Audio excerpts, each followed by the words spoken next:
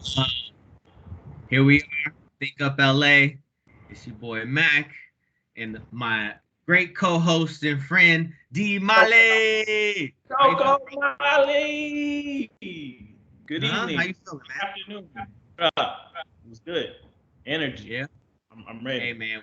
Well, happy Easter to you. That's when we recording it. I know it's time stamping this bad boy, but it's going out to the people. And for those of you who don't know, this is Think Up LA. We're gonna talk about a little bit of everything, but right now we're gonna talk about music, and we're gonna talk about the most talked about thing in music, which is top five, right?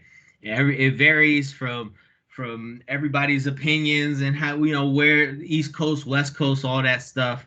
But we're gonna give you two different lists. We're gonna give you all time top five and also top five lyricists. I think there's definitely they're two separate categories. How, Which one how we you doing? feel about that? We doing artists or we doing lyricists? Both, man. We Well, gotta have first, two lists, man. I mean, yeah, I got because to. oh, okay, yeah. So I mean, unless you have a different opinion, is like you feel like uh you could separate the two, or you think it's just nah, it is what it is. It's just No, all I, time. no, I can separate it for sure. My Yeah, list yeah. is very different. It's very different. I got to pull. Let me pull that up. But yeah, go ahead. I'm listening. Yeah, man, pull up the list. Well, you know what? I'll go ahead and start. And look, people, if you don't agree, I want to know why. I mean, that's what I really want. I want to hear everybody's opinions. If you want to yap and say my list is trash and this, tell me why. Mhm. Give me some context behind your words. Don't be out here just because it's the internet and you just got something to say. But anyway, look. Just saying, I know your shit gonna be trash off top. I'm All for it. I'm gonna let you know right right. now. in Why it's in no particular order, right? oh I think particular order? No, I need. nah, just Oh, no, I just need order. five because there's some of them that like I don't know they could be interchangeable. So I was like in no particular order. Give me top two on each list. Can I get two on each list? Just give me the who's one and two, and then the rest is that's up to you. Number one on both lists for me is Biggie. On Both both lists, lists. both Oh, lists. okay. Okay. All right. Go ahead. That's me. And Bet. then so that's like he's number one just because I feel um the dude came out and I mean he changed the game. I think you know what I'm saying. He was just this big cat who was coming with these different flow. And the lyrics, if you sit there and listen, you're like, wait a minute, my man was really spitting. You know what I'm saying? And it gave you like for a big dude and the way his cadence, he was Yeah. just on point. I don't know, every something about Biggie that was just like bigger than life, if What's you will. what's the track that did that? That what's the track that gives you that? What was that? What was the one? Who the fuck is this calling me like the 4 a.m. like whatever Six that on and crack a dawn and on that. it? Yeah, because Uh, I was just like, for me, I always thought of because Nas is also one of my favorite, right? But with Nas, it was the storytelling, right? It's that whatever, and I feel Biggie has that too, but he also took it to just a different level, like with concepts. I guess Nas did it too. Nas had that one track where he was talking about if he was a bullet in a gun, or if he was a gun. And that was crazy. But anyway, Biggie number one on both my lists. number one lyricist is Hove for me. Hove. The body Hove? over the amount of time. Biggie is on my list too, but unfortunately, we all know the story. He got cut down, so there's not enough work there to see if that talent was gonna last over that stretch of time. I So thought that same thing. But yeah, my thing was there ain't no Hove without Biggie. that's fact. That's I just don't think he would have been able to propel his career the way he did. Number one with Biggie in the picture, right? Because Biggie, they were homies or whatever, but honestly, it's competition, right? without Uh, that, not having that example, right? Because I think yeah, Biggie. Yeah, I heard a story that Biggie was the same one that was doing his features, all his rhymes off the top, just off the top of the dome. and then Hov adopted that, and then whatever. Okay, I want to take a pause too because you mentioned just off the dome. On this podcast here, we gonna bring back and we gonna celebrate the true freestyle. Freestyle ain't some written shit that you don't have on a beat. It's off the top. It's the dome. It's that Snoop Dogg. It's that Corrupt. It's that Big L. It's that Freeway. It's that Cassidy. You know what I'm saying? That's freestyle. Oh, Far Side, they've been doing it for a long time. Anyway, we gonna celebrate the real, true freestylers because that's a whole nother game. You could be a great freestyler, but you can't put a record together. It's weird. I don't know. There's a lot of people like that. Anyway, sorry, a little pause. So for you is Hov. Top on both lists. No. Number one lyricist of all time for me is Hov. Number one artist for me of all time, Big Snoop Dogg. Never dropped a big. Nigga, Doggy Style, nigga. While you talking about Off the Dome, a Doggy Style is a freestyled album. It's a freestyle debut album, which to this day is still holds weight, nigga. This nigga is in '93. Big Snoop Dogg was the most anticipated album, and most that fucking album is freestyle. Number one, Big Snoop Dogg record for me is The Shiznit, nigga. If you listen to The Shiznit, that nigga is the king of riding a beat, like just riding a beat, but it actually like had weight to it, like the bars if you hit on it. So that's my number one artist. I'll give you that, and then you got to have respect the way he's always been able to change, and his flow has lasted the test of time. I mean, there's nothing more you can say about that. It has. Big Snoop Dogg been around. He's still around. He's still OG out here. He's still doing, and then making money with Martha. Right. That's not even music though. When you can, but what I'm saying is that when your music's so good, you could transcend into other avenues because you that guy. That's Big Snoop Dogg. I got none of respect for that. Number two for me, both lists, Hov. That was me. Okay. Number two is Hov. Both lists. I mean, stand the test of time. The lyrical game is there. He gets real playful. I think he's a lot more playful on beats than like Biggie or someone like that. So I think. Oh no, you haven't even said Biggie. Is Biggie on your list, bro? Yeah, so that's what I keep looking at because my list is very different. Like mine is different. So number two for me, Hov and Biggie. Okay, so maybe for the people listening, let's stick to before let's go to the lyricists later. Let's stick to like of all time, and for me like artists of all time.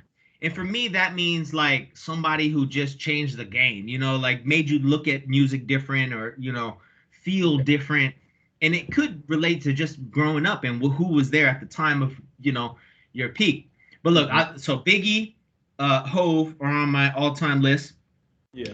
Then I got Kanye West because as an artist, bro, man, I mean, his first 3 albums was just different. Yeah. I mean, just change the fucking game. And then My Beautiful Dark Fantasy, I was like, man, he still got it. He's a graduation, late registration, college dropout. Like, Ye is number 5. Ye is number 5 on my list. On my list, Kanye West number 5. But you did yours in order, right? I just was like, yeah, I got mine in order, bro. So let me give you mine since mine is in order. Go ahead. Top 5 artists. This is artists, not lyricists. All right. So I got Big Snoop. I got Hov at number 2 because I mean Hov's body of work is just simply Hov's body of work. You understand what that is. Everybody knows what that is, and that goes Carter, baby. That goes from straight bars to like anthems to like feature records with the like New York. Like is that the name of the song? New York. That's a big for the city. Like that put the city all right. I got number 3. I got Wayne. I got Lil Wayne at number 3 because at that time, what was it like 2007 to like today? He had a run, really flooded. Like he really flooded the radio with just constant songs, just putting out mixtapes. Didn't matter. Like, I mean, his work ethic was probably like bar none, man. The dude was always in there. I don't remember anybody nobody ever really flooding the music like that. Like one artist just really putting out that many records, tapes, albums, features, like really just like overwhelming you with music, and it was quality music too. Yeah, so, you know who's doing that right now, in my opinion?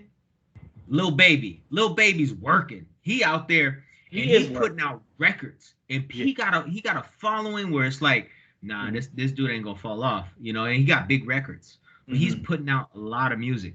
I mean, I think when he first came out, he put out two albums like within a year. It's crazy. The Baby's doing the same thing, right?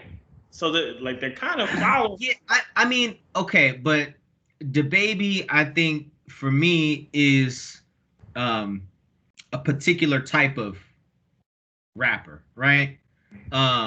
Lil Baby, like he has a sound, he has a flow. It's a very like you have to get him on a certain beat, then it really hits, right? But Lil Baby, he goes off. Like if you get him on the right track, he could go off. He did that BLM track. I forget what it's called. That was a big record. I think he did it at the Grammys. I would switch your arguments and say that Lil Baby is a specific type of rapper. Like he's talking about, you know, like the topics he's discussing in his records are, you know, kind of similar in the realm. The Baby got a record with Dua Lipa? Dua Lipa, yeah, and yeah, okay. I mean, so but okay, he's style. I get what you're saying. I think his rap though is only good on certain things. I think Lil Baby, I think he could almost be good on anything. I disagree. I'm gonna agree to disagree. I think there's a lot more we have to see from them before I'm solid on that. I'll give you that 100%. Anyway, we're getting off topic here. That's why music is such a good thing. There's so many different avenues we could go through, but I think you said Biggie, you said I'm sorry, you said Snoop Dogg, Hove, Biggie, and Wayne. That's 4.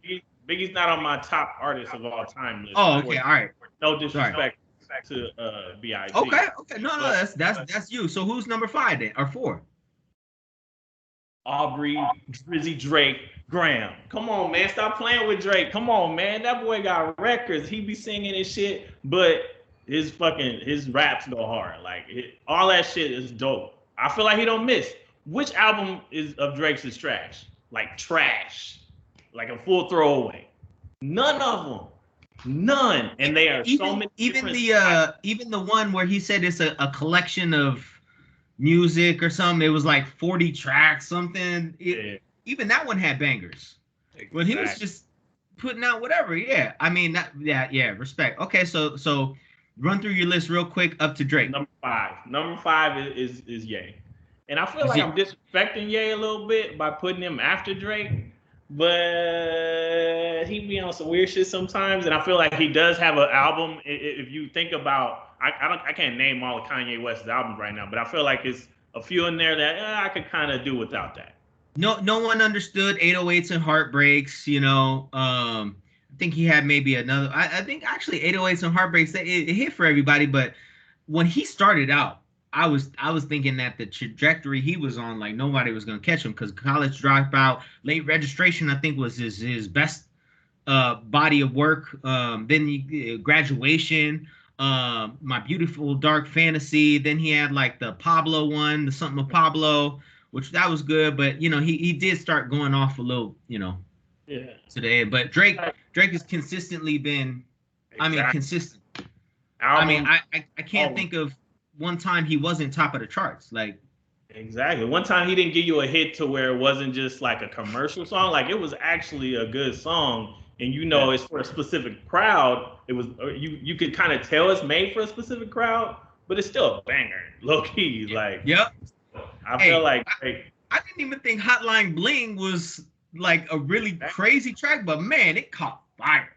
Right. It caught fire. I think that was his first #1 Billboard. You have to look it up, but I think that was the very first time he had a Billboard #1. Really? Yeah. It was very surprising, but I think that was the one. Yeah, Drake's definitely on there. So look, I'll go through my all-time artists: Biggie, Kanye, Jay-Z, Drake, and West Pac. And I put Pac in there, greatest of all time, because for me coming up on the West Side, man, it was Pac, man. I mean, Pac gave you that feeling. He'll make you could cry with Pac, you could ride with Pac, you're gonna hear you're a player with Pac. Like Pac was just a sound that it was so West Coast, and it was like the East Coast was kind of they weren't falling off, but they were doing their thing, and it was like, nah, this is what we about over here, you know. So I think just emotionally, Pac has to be on there. Drake, Aubrey Graham, I mean that guy's a monster. I mean, he's still like top I feel like my list will get like the kind of treatment that is like what's good with this dude? How old is he? Like recency bias, motherfucker. But it's like my whole argument on why I'm leaving Biggie and Pac off of these lists is because the unfortunate issue of not having enough body of work to really compare the test. I think they were what 25 when they died, around there. They were in the 20s. 26. Yeah, I mean, you know, Hove is what 50. This nigga's still making music. He's still making music. Kanye making music. You know, even Drake, he's 33, 30, whatever, 35, something like that. I know. Nicki Minaj 36, so they somewhere around the same age. But anyway, okay. So now, let's go to the top 5 lyricists of all time. I was excited for this list. I already said Biggie and Jay-Z are my top 2, right? And then Nas. I think Illmatic was one of the greatest albums I've ever heard in my life. It was just, there's something about it. And Nas, it was hard because I feel like Nas, his new, he went through like a political phase, and then now he just kind of in the like trying to figure out phase. He's not the same Nas, like the nasty Nas, you know what I'm saying? Like, do you remember, did you listen to his most recent album? The track on there, I think it's called When the War Is Won. You got to listen to it. You might not remember it right now, but that reminds me of like classic Nas, and that shit was heavy. Like the bars were it was a really good song. But I like the most recent album was cold. Like that was classic Nas. Classic.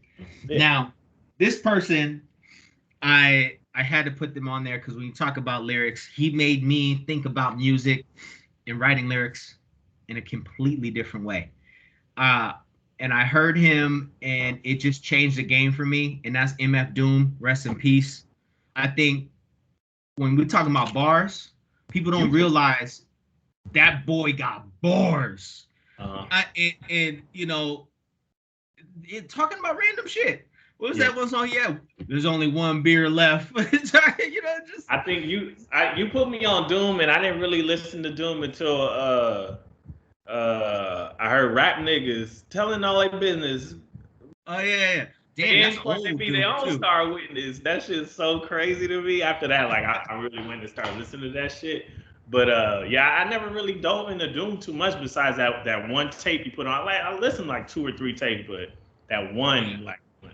But, I mean, Mad Villainy was great. Food, that was that's the one. So bomb.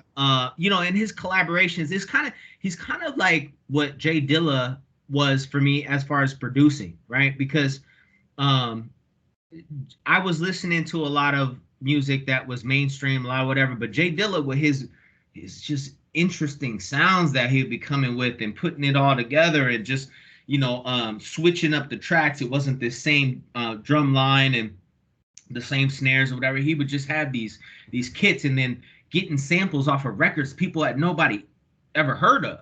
You know, I think I was watching a Peanut Butter Wolf video and they were talking about how much they really dig like for records that one-time wax. Like, you know, now we have one-time hit wonders or whatever.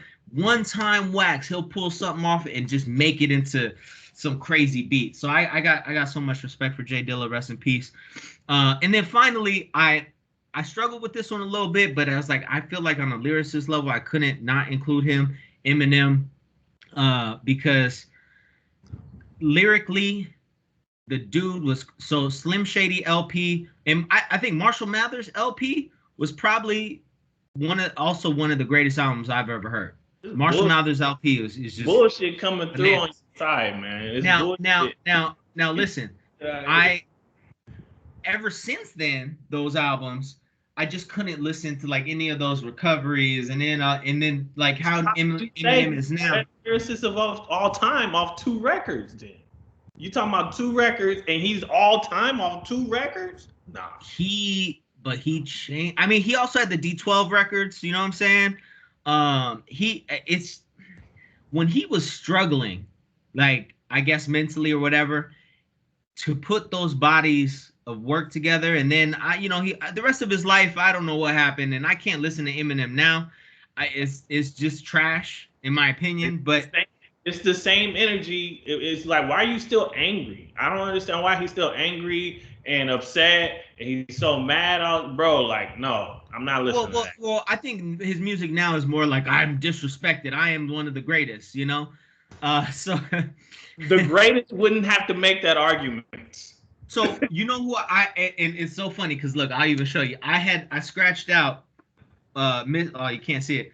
I had Miss Lauryn Hill there at number 5 because but I had to scratch it out because I feel like same thing. She kind of fell off and she went and did her own spiritual thing, whatever. But when I listen back to Lauryn Hill back in the day in her albums, her first 2 or whatever, yeah, man, she was vicious.